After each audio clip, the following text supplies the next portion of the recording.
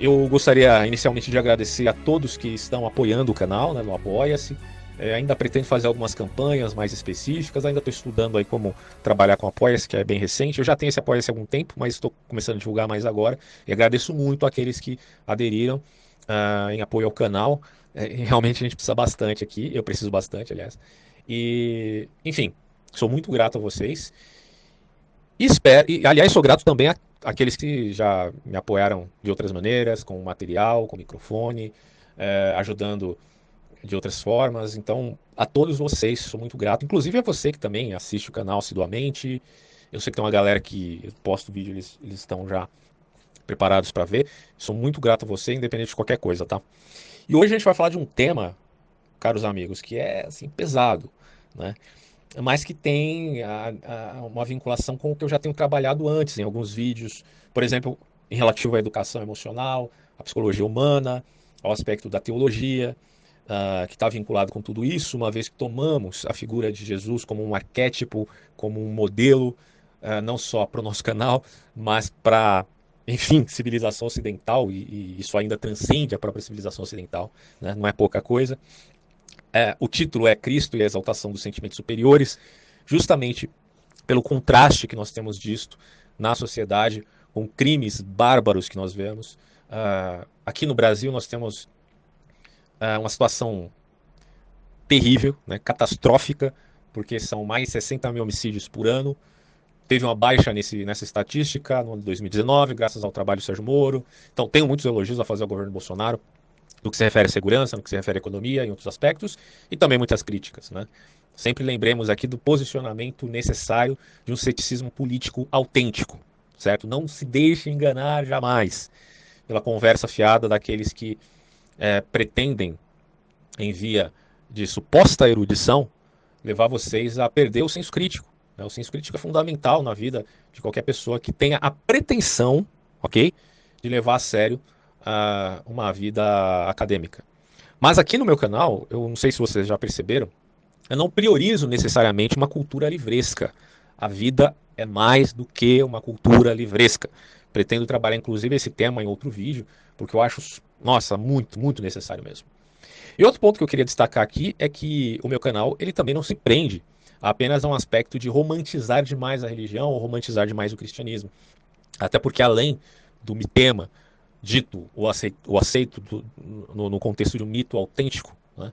Como se vê não no perennialismo, mas nas figuras de J.R. Tolkien e C.S. Lewis, e como se vê também no aspecto do filosofema, já que a filosofia se viu como um instrumento fundamental para a teologia cristã, há também de se notar o aspecto histórico, como eu enfatizei no debate que eu tive com o Juraci no vídeo anterior, onde nós falamos aí sobre gnosticismo e ortodoxia.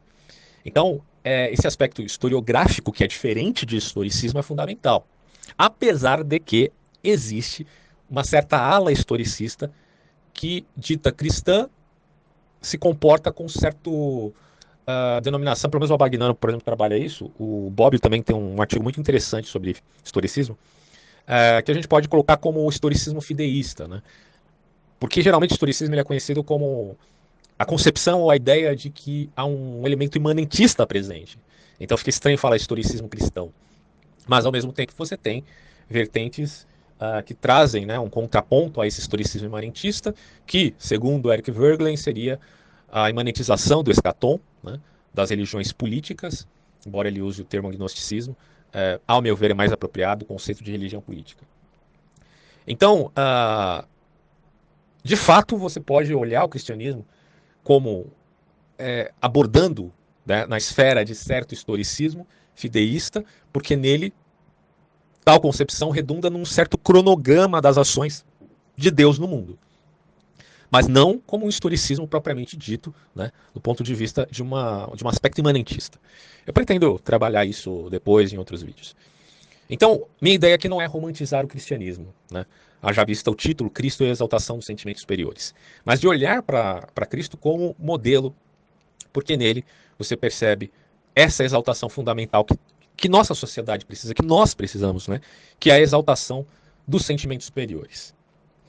Vocês já devem ter ouvido falar do caso, por exemplo, aqui de duas moças lésbicas que juntas a uma quadrilha, mataram e carbonizaram uma família no ABC Paulista, aqui em São Paulo, né? E o choque que a gente tem nessa história é que uma dessas moças envolvidas no crime era, vejam vocês, senhores, filha e irmã mais velha das vítimas. Então aqui a gente tem uma repetição de casos, né, como o da Suzane Richthofen e de outros, né? Como eu já disse aqui, no Brasil são 60 mil homicídios por ano aproximadamente. Outro fator que me chocou nesse caso foi a morte do garoto, né, que ele só tinha 15 anos, um adolescente. Ele foi espancado até a morte. Apenas porque os marginais ali queriam abrir um cofre, se não me engano, um valor alto que eles supunham ter, aproximadamente 80 mil reais mais ou menos. Eles não encontraram essa grana. O pai estava com o filho ali no momento, a mãe chegou depois, mas pelo fato do pai não ter a senha, eles espancaram o filho. E de acordo com relatos posteriores, né, dos próprios criminosos, a comparsa, que era esposa da irmã do garoto, teria dito de modo frio e calculista enquanto o menino estava com um saco na cabeça, provavelmente um saco plástico, algo do tipo. Ela chegou no ouvido dele e disse: hoje você vai morrer. Alguma coisa assim, né? Não tenho aqui as palavras exatas, mas enfim. Aí o que aconteceu? O menino, que já tinha sofrido muitos golpes na cabeça, ele urinou e faleceu. A essa altura, se você tem um mínimo de moralidade interna e nunca tem ouvido falar desse caso, acho difícil, porque isso está sendo noticiado demais na TV. Mas se você está ouvindo isso agora pela primeira vez, com certeza você já está enojado até os ossos com essas pessoas, né? Engraçado que quando você vai olhar para a mídia, para os artistas, né? Aqueles que imitam os hollywoodianos, teve até o Oscar aí, inclusive o Coringa ganhou o Oscar, olha só. Não sei se foi muito justo, não, tinha atores muito bons lá. Mas enfim, essas pessoas, esses artistas brasileiros, eles poderiam ter se manifestado diante desse caso. Mas é um caso meio esquisito porque envolve duas lésbicas, né? Envolve o lobby LGBT. É claro que as pessoas, que elas não mataram porque elas são lésbicas, elas mataram porque elas são psicopatas, é bem diferente, né? É... Mas em casos como esse, tão terríveis, e em casos como, por exemplo, daquelas outras duas lésbicas que mataram o filho de uma delas, primeiro esquartejaram o garoto, na verdade deceparam o órgão genital dele, tentando transformar ele em menina, né? O que indica que tinha um aspecto ideológico além da psicopatia. Isso aqui é outro caso, tá? E depois o mataram, porque não tinha como esconder os danos que elas estavam fazendo ao menino. E aí você pega este outro caso agora e você pensa, poxa, será que tem um aspecto aí histérico e ideológico também, além da psicopatia? É uma ilação que eu estou fazendo aqui, mas não tem como provar, né? Mas o fato é que a histeria ideológica tem, sem dúvida nenhuma, um potencial enorme para transformar pessoas em monstros. Mas a gente ainda vai tratar melhor disso aí. Bom, o que acontece é que, infelizmente, esses crimes, eles não são tão incomuns aqui no Brasil, a não ser pelo fato de envolver duas criaturas com potencial psicopático. Isso é inusitado. A psicopatia é, de fato, um fenômeno, pelo menos para mim, é muito estranho. E muitas vezes ela é designada com outros nomes, né? Você pode falar de sociopatia, inclusive às vezes a gente se depara com alguns artigos mais amadores, ou até vídeos aqui no YouTube, onde as pessoas falam da diferença entre sociopata e psicopata. Mas na verdade, para boa parte de psiquiatras, é basicamente a mesma coisa, né? Sociopata, psicopata. Você pode chamar isso também de loucura ou enfermidade do caráter, ou até, como atesta o psiquiatra forense Guido Palomba, você pode chamar isso aí de condutopatia. Inclusive, eu aconselho muito vocês assistirem as entrevistas que o Guido tem aí espalhadas, né, pela internet. Vale muito a pena, o cara é sensacional. Então, assim, chamemos isso de psicopatia, sociopatia ou condutopatia, porque, de certo modo, é uma patologia que envolve a conduta, né, do marginal. A gente percebe, enfim, que todas essas denominações são sinônimas para se identificar o mesmo distúrbio de ordem moral. É uma castração moral, como eu coloco no meu livro que eu falo sobre o Coringa. Não o Coringa atual aí do Joaquim Fênix, ganhador do Oscar, mas do Heath Ledger, que é um escrito que eu tinha feito há muito tempo, né? E aí eu deixei engavetado, mas eu trabalho um pouco esse conceito de psicopatia também nele. É uma castração de empatia. Apesar que empatia também é um termo que está sendo tão desgastado, né? Principalmente pela esquerda, e infelizmente se perde a conotação mais profunda que há nesse conceito, né? Que é a de compaixão. A gente vai ver isso aí. De qualquer modo, uma vez que a gente constata que esse sujeito psicopata tem caráter não só decisório, né, no sentido de que é um erro moral porque ele decide isso, mas que isso também tem um elemento estrutural, isso pode causar uma certa confusão. De você pensar, então o cara, se o problema dele é estrutural, de ordem fisiológica, neuroquímica ou algo do tipo, então ele não tem culpa de matar. Bom, calma lá. Há uma dialética entre o problema estrutural que ele tem e a decisão de matar. Ele também tem um aspecto decisório porque ele tem lucidez, ele não é necessariamente um esquizofrênico. Não que não possa haver casos onde haja uma mistura entre psicopatia e esquizofrenia. De modo que, em dado momento, que não esteja atuando, né, a doença que lhe tira da realidade, que é a esquizofrenia, ele, em plena lucidez, seja um psicopata. Eu não tenho relatos, eu não sou psiquiatra, tá? Então, eu estou aqui fazendo apenas uma ilação. Mas a gente não pode se prender apenas aos termos colocados lá pelo CID, né, do que representa ou não uma doença mental, porque seres humanos e a experiência humana, o fenômeno humano, e o como esses indivíduos agem e os problemas que eles têm de cunho de transtorno mental podem ser muito variados e talvez o catálogo dessas doenças não seja o suficiente para lidar com essa possibilidade de especificar todos os problemas. Mas eu quero que vocês entendam o seguinte: em geral, psicopatia significa aquilo que está entre a loucura e a lucidez, tá? Como o Dr. Guido diz, é como o entardecer entre a manhã e a noite. Então, é uma castração moral em síntese. Por isso, a gente pode dizer que essas pessoas tomam decisão de cometer um mal, sim, ainda que elas tenham a tendência para fazê-lo. Elas decidem fazer o mal, que conhecem muito bem, inclusive, como transgressão da ordem social. Tanto é verdade que eles não querem ser pegos. Por que eles não querem ser pegos? Porque eles sabem que isso é contra a lei, ok? E o aspecto legislativo. Bom, só que o que acontece é que isso coincide com a natureza deles. Então existe um erro moral da decisão deles que, por coincidência, coincide, enfim, com a própria natureza que eles têm. É como a velha história do escorpião e da tartaruga. Você tem lá o pequeno escorpião que. Eu não sei se era tartaruga mesmo a história, mas tá valendo, né? É, você tem lá o escorpião e ele quer atravessar o rio. Aí ele pede para a tartaruga levá-lo. Porém, ela, sabendo o quanto aquele animalzinho é perigoso, ela se nega terminantemente. Você é louco que eu vou levar você? Você vai me picar, eu vou morrer aqui. Aí o que acontece? O escorpião, ele diz para ela: olha, infelizmente, como eu quero atravessar o rio, eu não vou poder picar você. Então fica tranquilo, porque se eu picar você no meio do rio, você se afoga, eu me afogo também, eu morro. Então, a partir desse raciocínio lógico, supostamente, né, a tartaruga se convence a levá-lo.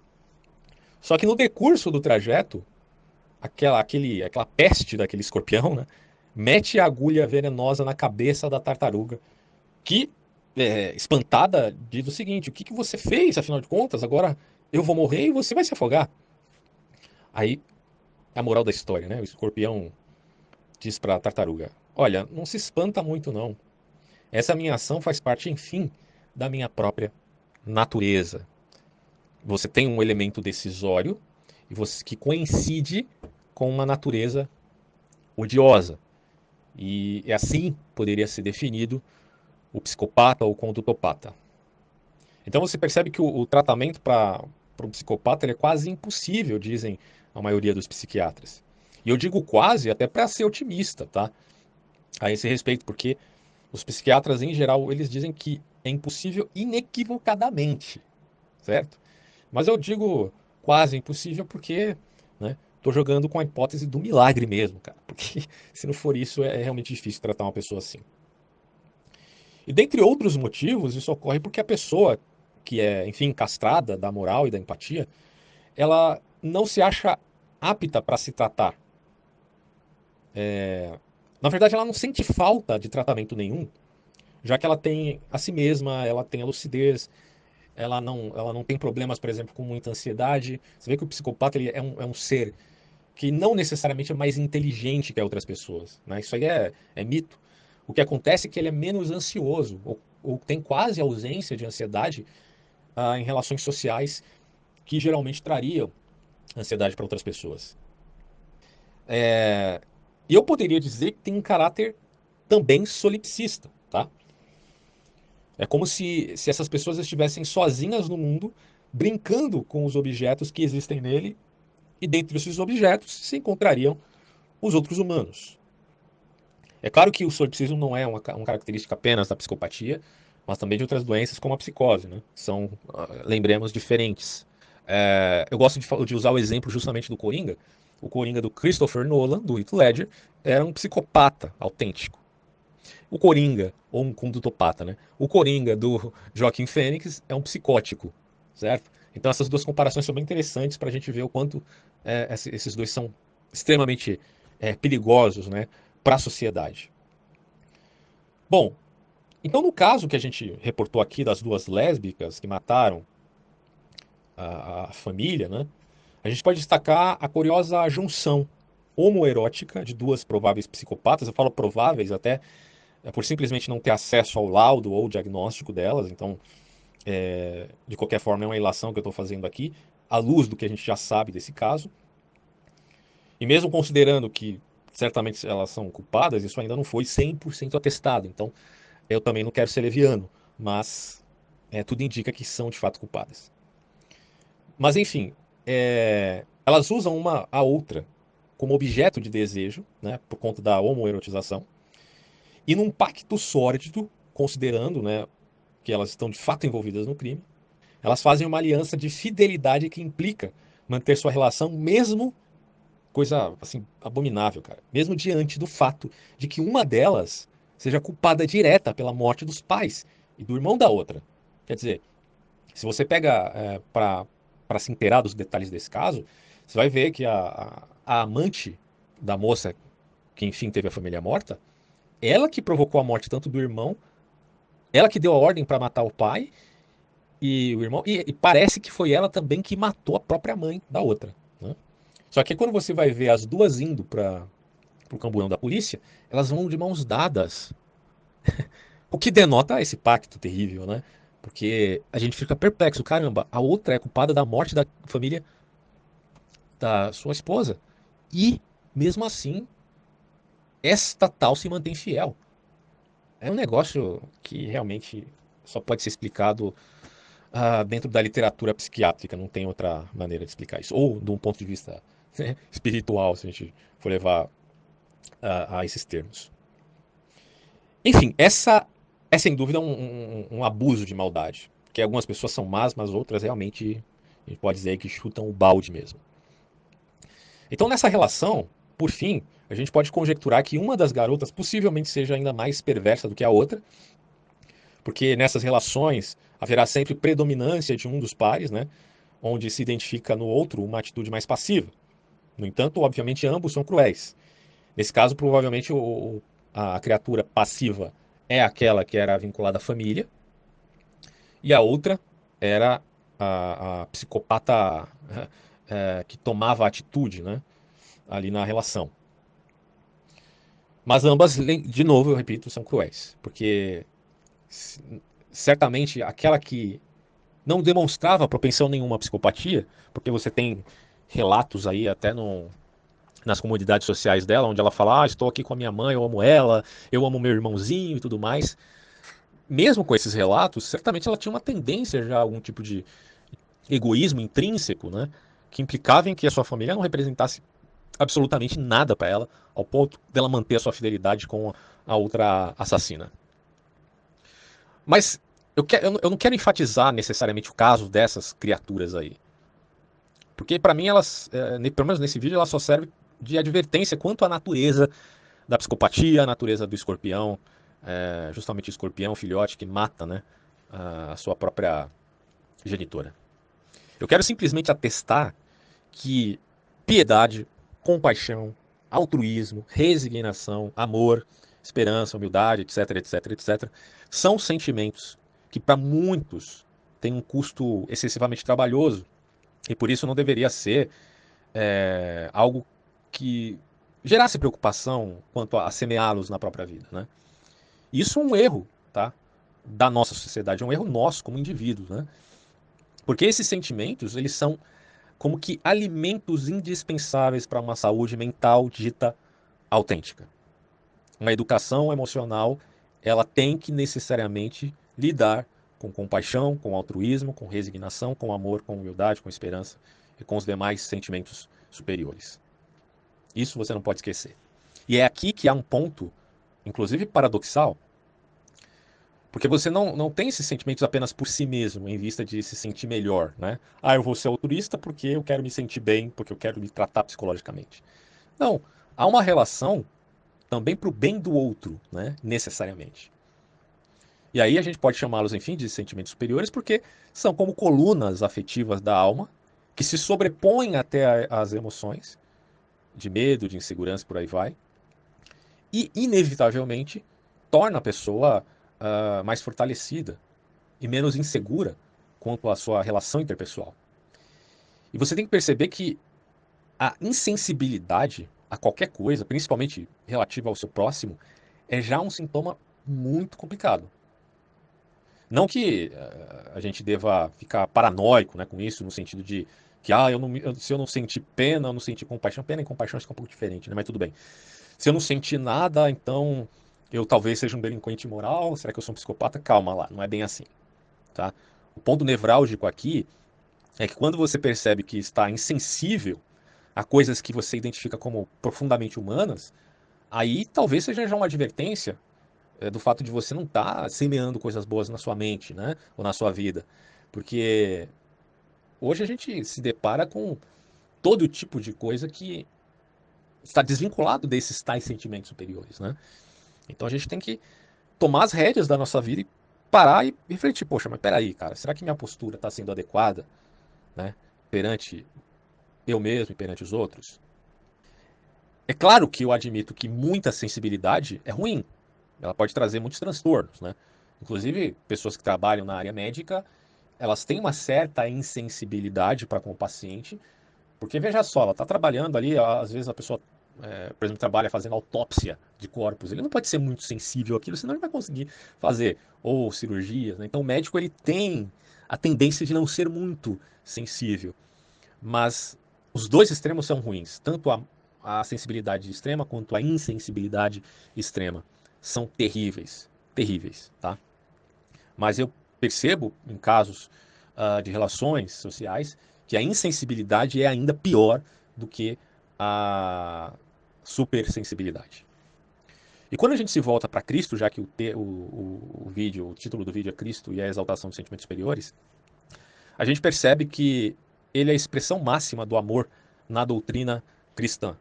Então, quando a gente fala de sentimentos superiores, certamente a gente está se remetendo a Deus, porque Deus é amor, segundo as Escrituras, certo? Há quem conteste quando se pensa na Teodiceia e discuta isso do ponto de vista filosófico, aí a coisa vai longe. Mas da prescrição cristã tida revelatória, Deus é amor e não tem discussão. Aí você fala, mas a Escritura também diz que Deus é luz e Pai das luzes. Bom, essas coisas são coincidências. Luz, amor, podem ser inclusive sinônimos, né? E Cristo, perceba, mesmo diante do terror, do medo, da ansiedade, do desespero, porque ele era 100% homem e 100% Deus, conforme a doutrina cristã, mesmo diante dessas emoções, melhor dizendo, né, dessas emoções terríveis, ele escolhe o sentimento superior. Daí a diferença que eu fiz nos vídeos anteriores sobre sentimentos e emoções, tá? Porque a emoção está debaixo da linha da consciência. É quase incontrolável aquele medo que eu estou sentindo. Imagina Cristo no Getsemane, conforme o relato evangélico, sofrendo ali. Inclusive no vídeo anterior eu falei lágrimas de sangue, pelo amor de Deus, me desculpem por essa gafe. Eu até tirei essa parte, consegui tirar ali. Cristo não chorou sangue, pelo amor de Deus, ele suou sangue, é diferente. Conforme o relato bíblico, claro, né? Tem uma conotação tanto poética, né? Algumas partes ali dos evangelhos, mas não necessariamente seja inautêntica do ponto de vista de um relato, né? O fato é que Cristo sofreu muito, mas ele escolhe o sentimento superior, esse que é o ponto. O que é o sentimento? É a relação da sua razão com a sua emoção, com o seu histórico, né? E com a identificação daquilo que é superior, independente do que você está sentindo. E aí, se você perguntasse para ele, lá no Getsemane, em qualquer outro momento de sofrimento, por exemplo, Jesus, você está com medo, então por que você vai enfrentar o mundo, né? Ele simplesmente diria, porque eu não escolhi o medo, eu escolhi fazer aquilo que eu julgo como o bem, certo? Então, perceba que a mente ela é como um altar, né? Eu costumo pensar, inclusive já escrevi sobre isso, é como por mais clichê e piegas que isso possa parecer, né? Mas a mente ela é como um jardim. Ela é como, bom, ela é como uma terra que você pode fazer um jardim, ou então você pode deixar ali, a Deus dará onde crescerá espinhos e abrolhos. Claro que minha intenção aqui não é sacralizar a mente, porque muitas coisas que passam pela nossa cabeça às vezes nem vêm de nossa própria decisão, né? Então, elas não são necessariamente muito santas, assim, digamos. Isso pode ocorrer por traumas, por transtornos, por uma série de fatores, certo? Então aqui não é a intenção de eu querer tornar a mente um templo sagrado que não pode ser profanado jamais, porque isso é utópico, né? Nossa mente passa muita coisa pela cabeça. Mas há uma diferença entre aquilo que você pensa e aquilo que você faz, né? O próprio Dr. Guido menciona isso muito bem, que essa diferença é inclusive intransponível, a não ser para pessoas que não têm os freios que um sujeito normal tem por conta dos seus próprios afetos, certo? Então, o que eu quero dizer aqui é que você tem o poder de tornar a sua imaginação ou um jardim cheio de flores, hortaliças e por aí vai, ou por outro lado, um campo de espinhos, né? De arbustos, de arbrolhos e por aí vai. A questão aqui é, você valora o bem, você semeia isso na sua mente, ou você está aí como que recebendo tudo e não filtrando nada? A questão, de certo modo, é filtrar aquilo que você recebe como percepção. Uma coisa o homem não pode abandonar jamais, meus caros, que é o elogio à lógica dos sentimentos superiores, assim como o exercício disto. Aliás, esse último aspecto ele tem o poder de nos fazer sair completamente do solipsismo, embora imperativo ou hipotético. Estou falando aqui numa linguagem kantiana, é muito importante, né? Você, obviamente, você tem que fazer metas para sua vida, você tem que ter, inclusive, uma mentalidade a longo prazo. Eu, particularmente, tenho muita dificuldade para pensar a longo prazo, é uma coisa que eu estou trabalhando ainda, né? Nessa educação emocional aqui, particular minha. Porém, é fundamental pensar a longo prazo, mas não é só isso, você também tem que reconhecer o imperativo categórico, né? Para sair da esfera solipsista. Isso numa linguagem, claro, psicológica, né? Não filosófica necessariamente. E isso é, por assim dizer, as colunas, não só da vida e significado da vida para o sujeito, mas também para a sociedade em geral. Essa relação interdependente. Porque são esses sentimentos que dão base àquilo que a gente chama de subsistência intersubjetiva, né? Claro que muitos componentes estão presentes aqui, onde se constata até mesmo a patologia originada por distúrbios fisiológicos e cerebrais, e não apenas por escolhas infelizes. Então, você pode ser uma boa pessoa, você pode nutrir sentimentos bons, mas se você tem um transtorno grave de aspecto fisiológico, neuroquímico, cerebral, você tem que tratar disso. Então, não é só uma questão de uma decisão moral, mas também uma questão de saúde, certo? Então, talvez haja necessidade de tomar um remédio, mas isso também vai depender de vários fatores, porque hoje tem um abuso de remédios de antidepressivos, que é uma coisa terrível, né, na sociedade. Não é legal de modo algum tomar remédio. Você toma porque se realmente você precisa. Se não precisa, então você não deve tomar. Tem outras alternativas, né? Mas o que eu estou dizendo é que não é só o seu exercício, a sua manutenção ou semear coisas boas na sua vida, mas é também você cuidar do seu próprio físico. Nós somos seres psicossomáticos, né? Inclusive, eu sempre considero aqueles dizeres bíblicos, né, de que o sofrimento nasce da ignorância, no sentido de que meu povo sofre porque lhe falta o conhecimento, porque o conhecimento é fundamental, né, e ele tem várias características, várias esferas, né. Você não pode só lidar com a esfera do conhecimento filosófico e se esquecer, né, do aspecto das necessidades do seu corpo, das necessidades psicológicas, certo? Tem várias situações que você tem que lidar na sua vida em vista de gerenciar a si mesmo. O gerenciamento não é só da mente, mas também do corpo, ou não é só do corpo, mas também da mente, tá? Mas também das relações para com o próximo. Se você pega o Nietzsche ele falava de valores dos fortes, né, e dos fracos. E aí ele admitia valores superiores advindos da aristocracia. Força, decisão, alegria, pulsão pela vida, coragem. Quer dizer, são valores poderosos, né, que fazem a vida valer a pena, que são coisas importantes. E claro que, mediante essa visão nietzschiana, se poderia confundir esses sentimentos superiores que eu estou relatando aqui a meros exercícios ascéticos, né, de religiosos, ou enfim, de pessoas que seguem uma ética restrita, embora agnósticos, né, ainda assim kantianos. Só que, veja bem, isso é um problema. Porque o que eu estou atestando aqui é que a relação do sujeito para com o seu próximo, ela não é uma mera relação de sujeito e objeto, certo? Porque se a gente for ver, ambos eles são seres cognoscentes. A minha relação, por exemplo, com um lápis ou minha relação com um livro não pode ser a mesma relação que eu tenho com outra pessoa. Porque a outra pessoa ela também é um ser cognoscente. O lápis não é, nem o livro. Então, assim, a coisificação, gente, o fetichismo para com o próximo é já uma patologia social que a gente tem que identificar e, portanto, inadmissível perante a nossa relação com o outro. Porque você está perdendo o horizonte do direito alheio em via de uma imaginação fraudulenta de superioridade interior. Como se você fosse o mundo, como se você fosse o único. Né? Não tem aquela obra de Max Stirner, O Único e a Sua Propriedade? Isso aqui, sem dúvida nenhuma, não querendo ser leviano para com o conteúdo dessa obra, mas é um solipsismo e é grave, muito grave. Então, a superioridade ela não deve ser negada no sentido de que Nietzsche fala de sentimentos superiores, não sentimentos superiores, mas de ações superiores, como se não existisse superioridade. Só que ela tem que ser relativa a certo exercício e dedicação. Por exemplo, o encanador ele é superior ao filósofo no que concerne a sua profissão, certo? Assim como o filósofo é superior, sei lá, ao jogador de futebol, quanto à apreciação da filosofia. Então, força e fraqueza, elas estão presentes no homem, independente de quem ele seja ou o que ele faça. Porque na medida que a gente se dedica a algo, inevitavelmente deixamos de se dedicar a outra coisa.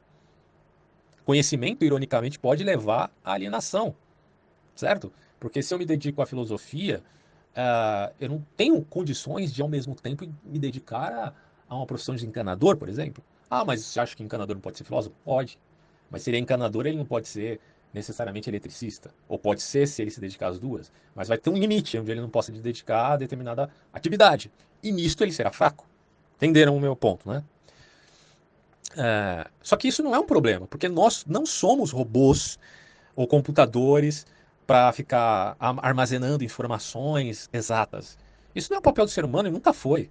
Né? Só seria problema essa questão se nós esquecêssemos que a gente depende um dos outros na esfera social. E a isso, enfim, nós damos o nome de interdependência. Se você acha que você não depende de ninguém, de nada, você está completamente equivocado. Completamente. Não que tal coisa seja uma necessidade, entende? Eu posso quebrar um galho aí, aqui em casa e consertar um encanamento. Inclusive eu fiz isso esses dias, né? Tava vazando aqui o chuveiro. Eu consegui quebrar o galho, né?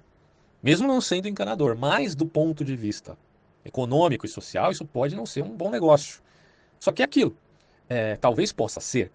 Então, uma vez que a demanda implique uma abertura para a minha própria intervenção, eu vou lá e faço.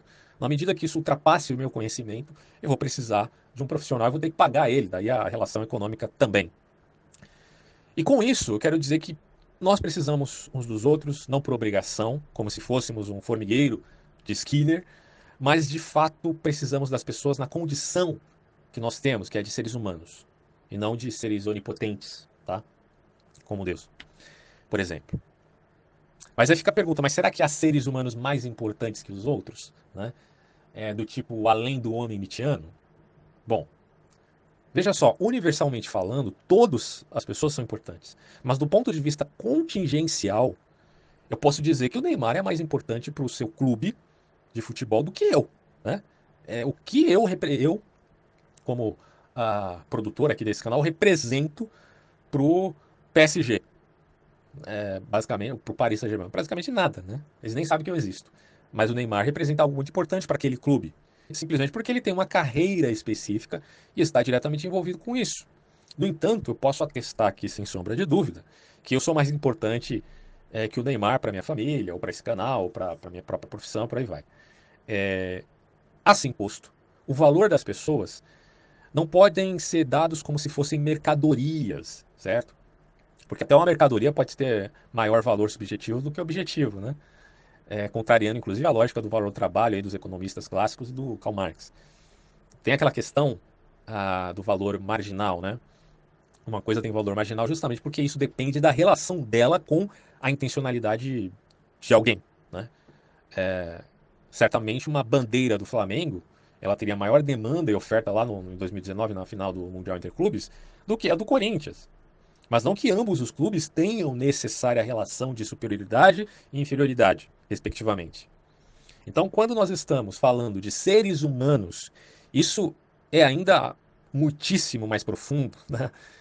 Porque mesmo que o próprio sujeito não se dê valor algum, ainda assim existem princípios legais que nos impelem a respeitá-lo ou pelo menos respeitar o direito à vida dele. Mesmo para psicopatas, né, como aquelas duas moças, elas não foram linchadas pela lei, pela instituição jurídica que nós temos. Por quê? Porque elas têm direito à vida. Ainda. Né? Mesmo se tivesse pena de morte, haveria julgamento, elas teriam direito a se defender. Então perceba que a questão aqui nunca é trazer à tona o igualitarismo de modo arbitrário e sem nexo com a realidade ou com a contingência, mas em se reconhecer o lugar do outro como um imperativo categórico indispensável à condição humana. Enquanto ser humano, você tem a mesma importância que eu tenho, que qualquer um tenha. Mas existe um aspecto contingencial que vai me dizer o que fazer a seu respeito. Se você comete um crime, nessa relação de direitos e deveres, você pode ser preso, você pode ser punido de várias formas, inclusive com a morte. O que não implica negar a igualdade universal na condição de ser humano. Deu para entender?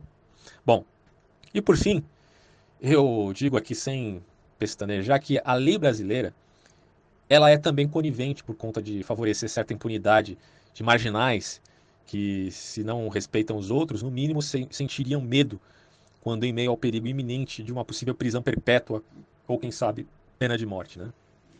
Pelo fato de existir muita impunidade aqui no Brasil, é que existem pessoas cometendo crimes, inclusive fazendo chacota com a polícia e com a lei brasileira.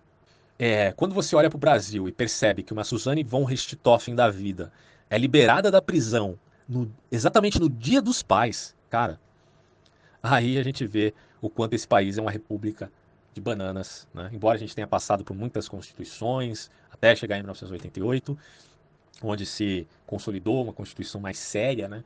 Ainda assim, no que se refere ao Código Penal, olha, muita coisa tem que ser feita, cara, porque algumas brechas legislativas acabam favorecendo demais pessoas que são verdadeiros monstros na sociedade, ao ponto delas serem liberadas para cometerem crimes novamente. É uma coisa assim que me deixa atordoado e a gente não pode tolerar de maneira alguma esse tipo de situação. Por isso que eu fui a favor, né, do projeto do Sérgio Moro quanto à rigidez contra a criminalidade. Isso aí é importantíssimo, porque tem gente que não vai se arrepender, tem gente que vai continuar agindo conforme a sua índole distorcida, porque são, enfim, psicopatas ou condutopatas, que escolha você o nome. Mas o pior é que, se a gente olha para o caso dessas duas garotas aí, que mataram a família, elas conseguiram ser pior que a Suzane Richthofen, porque nesse caso não se poupou nem o irmão, né? E alguns fazem a relação de que talvez isso tenha ocorrido porque ela queria herança, né, e tal. Mas enfim, são casos grotescos. Eu não costumo ficar assistindo muito isso na TV, até para manter um pouco da minha sanidade mental, mas tem hora que você tem que olhar para isso e falar, caramba, mano, tem coisa muito errada aqui nesse país, certo? Não estou dizendo que a gente, como nação, é responsável pela ação individual de pessoas que cometem crimes horrendos, mas que é necessário que exista uma lei que venha coagir essas pessoas. porque senão elas não vão ter temor nenhum de cometer aquilo que elas tendem a fazer por uma natureza subjacente. Bom, é isso, meus caros. Finalizo esse vídeo por aqui e até próximos. Já estou preparando outros, tá? Bem legais. Até mais.